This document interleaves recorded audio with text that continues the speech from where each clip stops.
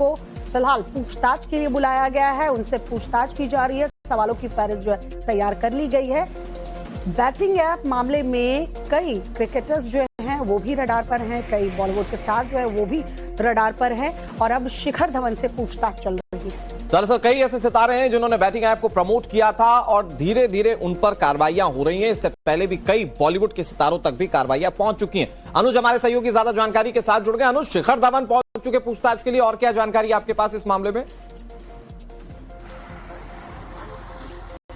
जी बिल्कुल, शिखर धवन थोड़ी देर पहले ही यहां पर ईडी दफ्तर में पहुंचे हैं और अब उनसे पूछताछ लगातार की जा रही है। सवालों की एक फहरिस्त है जिसको लेकर ईडी उनसे पूछताछ कर रही है। इससे पहले सुरेश रैना को भी ईडी ने सम्मन किया था। सुरेश रैना यहां पहुंचे थे, उनसे पूछताछ की गई थी और कई दस्तावेज जो हैं वो उनसे तलब किए गए थे। जाहिर तौर पर 1x बैटिंग ऐप की बात करें तो जांच के दौरान ये पता चला था कि किस तरीके से ये बैटिंग ऐप जो है धोखाधड़ी के लिए इस्तेमाल हो रहा है और जो ये तमाम क्रिकेटर हैं, जिसमें शिखर धवन की बात की जाए, सुरेश रैना की बात की जाए या कई ऐसी हस्तियां हैं जो इसको प्रमोट कर रही थी। जाहिर तौर पर ईडी का ये मानना था कि इन लोगों के प्रमोशन की वजह से कई ऐसे भोले भाले लोग जो हैं वो इस बेटिंग ऐप के शिकंजे में फंसे और जिसकी वजह से उन्होंने अपने गाड़ी कमाई जो है वो गवा दी। जांच के दौरान दरअसल ईडी ने जब इस पूरे मामले की तफ्तीश शुरू की थी, जांच के दौरान ये बात सामने आया था कि जब